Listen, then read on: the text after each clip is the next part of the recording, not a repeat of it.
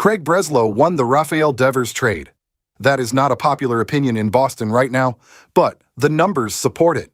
In June 2025, the Red Sox moved their franchise third baseman, a perennial 130 WRC plus bat, a three-time All-Star, a player signed to a $300 million extension to the San Francisco Giants. The return was headlined by Kyle Harrison, a young left-hander with a 1.57 ERA and 2.3 BWAR already this season, on pace for his first All-Star selection. Boston also received James Tibbs III, a 2024 first-round pick now hitting .310 with a 1.028 OPS at AAA. Meanwhile, Devers in San Francisco is posting a career-low walk rate, a 30% strikeout rate, and struggling to defend first base. By every analytical measure, Breslow got that deal right. So why are the Red Sox 22-30? Why did they fire their manager in April? Why is the fan base calling for Breslow's job? Because winning a trade is not enough if you immediately give everything you won away. To understand what went wrong in Boston, you have to understand what Breslow was supposed to be. A Yale-educated biophysicist who spent over a decade as a major league reliever, became one of the first pitchers to study spin data and pitch shape analytics, and worked under Theo Epstein's Cubs front office before Boston hired him as chief baseball officer after the 2023 season. He was brought in to modernize the organization, to build a development infrastructure capable of producing talent rather than relying on high-cost veteran acquisitions. In theory, exactly what the Red Sox needed. The problem is that theory and execution are two different things. And for a while, the early signs were encouraging. Boston's farm system began producing legitimate talent. The organization appeared more willing to embrace modern player development, pitch design, data-driven coaching, and internal improvement became larger parts of the conversation than expensive free agent signings. That was the promise of the Breslow era. The goal was never to win a press conference. It was never to win a single trade. It was to create a pipeline that could keep producing value year after year. The best front offices are not judged by one move. They are judged by whether their good decisions compound over time. That is where the story starts to unravel.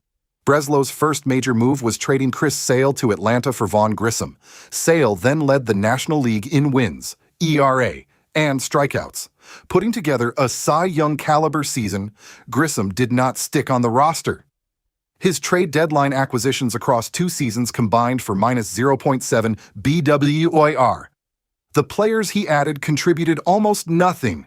Boston finished those combined 107 post-deadline games at 55 and 52, but those mistakes were survivable. The Devers trade was supposed to reset the clock. Subscribe here if you want to understand how a front office can win a trade and still lose everything. That is exactly what this channel is for. Breslow received Harrison, Hicks, Tibbs, and a minor league arm for Devers. He immediately designated Hicks, who posted an 8.20 ERA and -1.1 BWAR in Boston. That left Harrison and Tibbs as the meaningful return pieces, a promising young starter and a high-upside power bat in the upper minors. Within 12 months, both were gone. Boston traded Harrison to Milwaukee in February for Bryce Terang at third base. Harrison is now posting a 1.57 ERA, tying him for 10th among all pitchers in BDUR league-wide. The Red Sox do not have him. Then, at the 2025 trade deadline, Breslow sent Tibbs to the Dodgers for Dustin May. May made 5 starts, allowed 17 earned runs over 28 innings, and missed the wildcard series with elbow problems. Tibbs is still raking in the Dodgers system. The entire Devers trade return is essentially gone. What remains is a minor league arm that has not reached the majors. That alone does not make the original trade a mistake. What makes it remarkable is how quickly the value disappeared. Boston identified the right assets, acquired them, and then moved on from them before those assets could meaningfully impact the major league roster. This is the central analytical failure of Breslow's tenure. Not that he acquired the wrong players, not that he overpaid in free agency, though the Sale trade and the Giolito signing, which ended before it started due to elbow surgery, were genuine misses. It is that he repeatedly failed to hold value. Smart front offices do not just acquire value, they keep it long enough to benefit from it. That is how sustainable contenders are built. You find players who produce more than they cost, and then you give that value time to accumulate. Breslow kept interrupting that process. He traded assets before their value peaked. Then he traded the returns before they could contribute. The result was a constant cycle of buying value and selling it before Boston ever got to use it. The Harrison trade is the clearest example. A team with an obvious rotation traded its best young starting pitcher for a third baseman to replace the third baseman they had just traded away. Then Boston had to go back into the pitching market anyway, spending additional resources to solve a problem it had just created for itself. The communication problems have compounded everything. That matters because front offices do not operate in spreadsheets alone. A roster is not a collection of projections. It is a collection of people. Players need to understand their roles. Veterans need to trust the direction of the organization. Prospects need to believe there is a path to opportunity. When communication breaks down, even smart baseball decisions become harder to execute.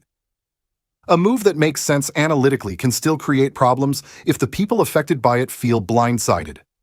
Over time, those small fractures can become just as damaging as a bad trade or a failed free agent signing. The Bregman signing made roster sense, but no one told Devers he was being displaced before spring training. The resulting conflict accelerated a trade that might have been handled more cleanly. Then Bregman opted out, and Boston could not bring him back. The Cora firing in April created another rupture. Veterans openly voiced displeasure with how the announcement was handled. The front office appears increasingly insulated from the players it employs, a particular irony for someone whose entire pitch was that he understood the game from both sides. Boston's offense ranks second to last in home runs in 2026. Their deadline acquisitions over 3 years carry combined negative WAR. 3 of the 4 players acquired in the Devers trade are no longer in the organization. Breslow won the Devers trade. The numbers are clear. Devers is declining. Harrison was excellent value. Tibbs was a legitimate prospect. What Breslow could not do was hold what he had won long enough for it to matter. In baseball, trades are not judged on the day they happen. They are judged on what each side does with what it receives. Atlanta kept Sale and let him become their ace. The Dodgers kept Tibbs and are watching him hit in AAA. Boston moved Harrison for a third baseman it no longer has and traded Tibbs for a pitcher now on the Cardinals. The analytical failure is not difficult to identify. It is just painful to watch. A front office that wins trades on paper but loses them in execution has not figured out the most important part of the job, knowing what you have, and knowing when to stop dealing it away. The Red Sox have cycled through 3 chief baseball officers since 2019. Each one inherited problems from the previous one. Each one created new problems for the next. The farm system Bloom built has been partially depleted. The veterans Breslow acquired have underperformed or been moved. The young core of Crochet, Anthony, and Rafaela is still there, but surrounded by a roster built through decisions that look worse with each passing month. The 2018 Red Sox won 108 games. They have not been back to the World Series since. The numbers told Breslow he won the Devers trade. He just could not stay out of the way long enough to let winning look like winning.